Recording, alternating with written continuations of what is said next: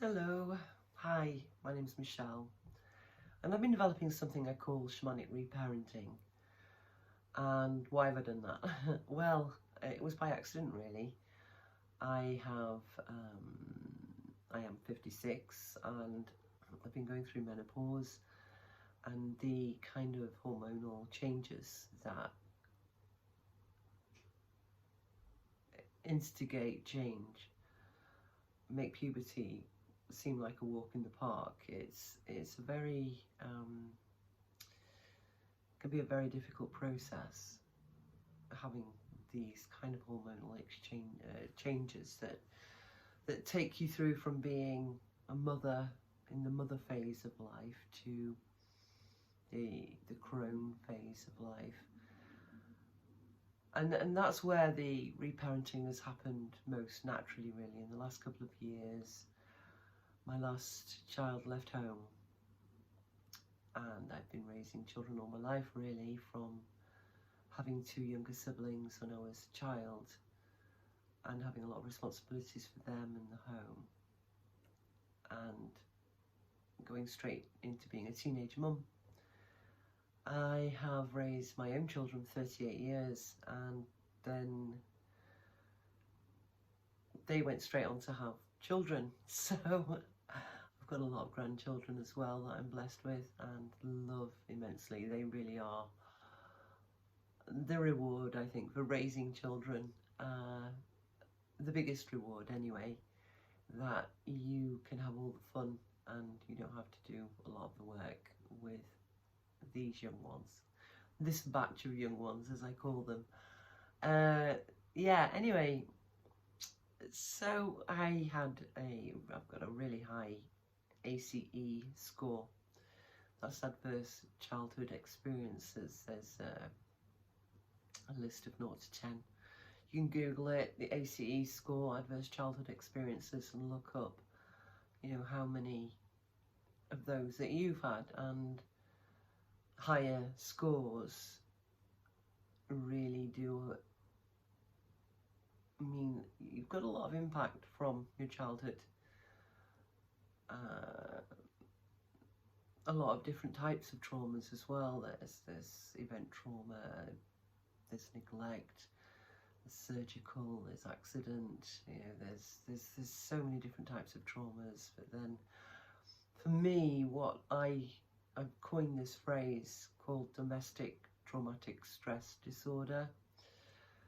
So it's not the veteran kind of stress disorder, but in a way it can be worse. I'm not saying it's worse than, the physicality of being, blown up, seeing your friends blown up, all the horrible atrocities of physical war. But what I'm saying is domestic traumatic stress disorder, when you grow up in an environment that is like a war zone, you've not got you've got nowhere to go. There is nowhere else called home. And I have studied a huge amount of psychology and psychological frameworks that I really would have loved to have encased myself in, but they just didn't fit. They're not the complete picture for me. That, as I was studying psychosexual somatic therapy, there was a recommended book called Healing Developmental Trauma, and there is what's called the neuroaffective relational model in there. Just don't take any notice of the long words. If they just let them go. I will explain things as best I can where you don't actually need any background information, any previous experience in healing or development work. So what does that mean? Neuroaffective relational model. Basically, it's being able to see what happened at what age between 0 to 7, and what kind of wounds that caused. So it names 5 basic core wounds, which is the first one, fear of rejection, second one, fear of abandonment, third one, fear of betrayal, fourth one, fear of worthlessness, And the fifth one is much more, you know, fear of life, I think,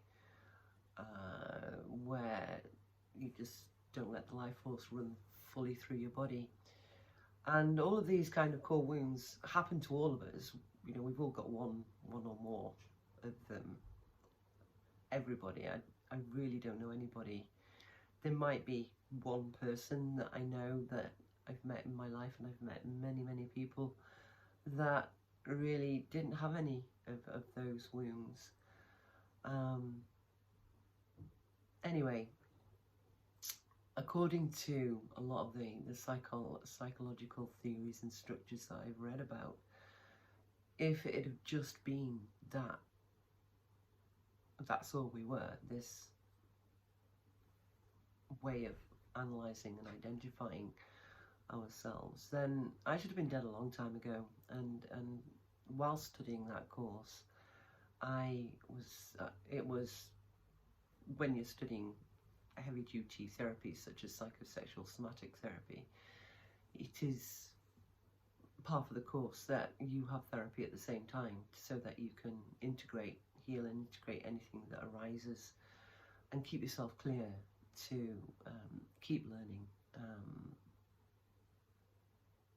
keep walking down that path. So, you know, and you can only take other people as far as what you've gone on that path. So,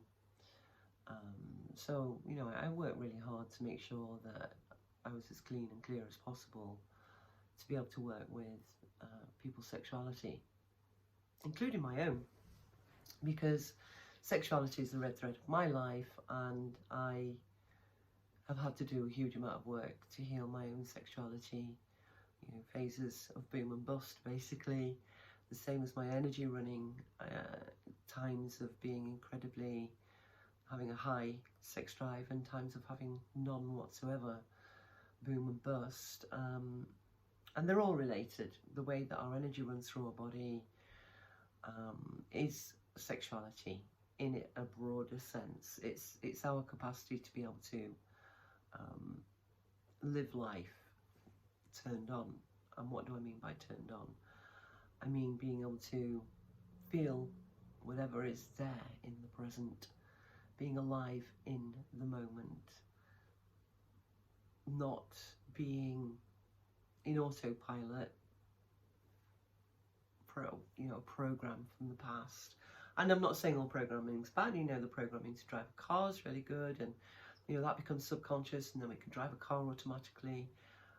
But we still need to be present to driving a car, a lot more present, I think, than what most people think, which is why there are so many accidents. Anyway, back to shamanic reparenting. I accidentally fell into this. You know, it was a happy accident. I have a lot of experience, shamanic experience. This is why I can't just, you know, adhere to a psychological framework. That if it had been the case that all of these core wounds determined your life and your survival rate and this, that and the other, you know, even my body psychotherapist said it's a wonder you didn't self-annihilate years ago. And it's not that I haven't had a lot of self-sabotage and self-harm behaviours, and a lot of ideation about ending it all in the past. But I've always had, and I think this is, you know, this is where shamanic reparenting is at its strength. I had a really great connection with nature nurture as a child, and nature spoke to me, trees spoke to me, bushes. I'd go out and have adventures for the day, speaking to the bumblebees while I was picking blackberries. And I know this sounds very, you know, it's the magical innocence of a child, but it's this child that got hurt, you know, and this is the child's healing. And it's quite as simple as that. I might have psychologically got those wounds, but spiritually, because of our capacity to, I've got a wonderful nervous system that can disassociate from the present, from what's going on, and take us somewhere else. You know, most of us aren't conscious of where else we go when we disassociate. But what I've found over the last couple of years is those parts of us, those natural parts of us, those core self parts of us that split off to survive, go to a dimensional reality called the Nagual by a lot of shamanic people. Not claiming to be shamanic myself, I've had a lot of education in shamanism, but I feel that that's been a part of rebuilding my life. It's being able to, because in our society in the West, you know, with the witch hunts and the Inquisition, you know, we were cut off from the roots of our natural medicinal practices, and by studying shamanism, particularly the red people's shamanism, the indigenous peoples of the Americas and Australia, down the Aboriginal peoples, I have managed to regraft myself onto roots, really deep, deep roots of society, of the evolution of civilization. And I've really needed to do that work, because I was so ungrounded, and I felt actually quite disgusted by my roots for a very long time. That legacy of my bloodline, coming from the kind of childhood that I had, and knowing that had perpetuated, that had happened to my parents and my parents before them, you know, my grandparents. And I had a shamanic healing where I was told that, you know, it went back 5 generations, and there was a really bad choice made by my ancestors, and they were very greedy, even though they were landowners and they had enough. You know, they were greedy. And in following that up later on, you know, a few years later, I went to a family constellation therapy session and worked quite shamanically with that practitioner.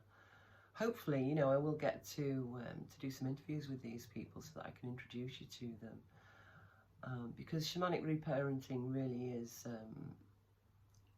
there's core practices that you can implement every day, but there are times when you're going to need that extra assistance from specialists to get to these depths, the depths that really make a difference, that really can make that change happen. And I have studied myself personally several modalities, but even then find myself, you know, needing to bring in something else that helps me to keep moving, to keep that life force energy moving through my body, to stay alive.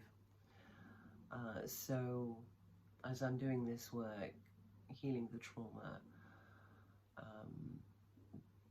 it's as if what happened was, once my body knew I had the time, the maturity, the resources to heal my childhood, it's like all these past versions of myself that were stuck back there.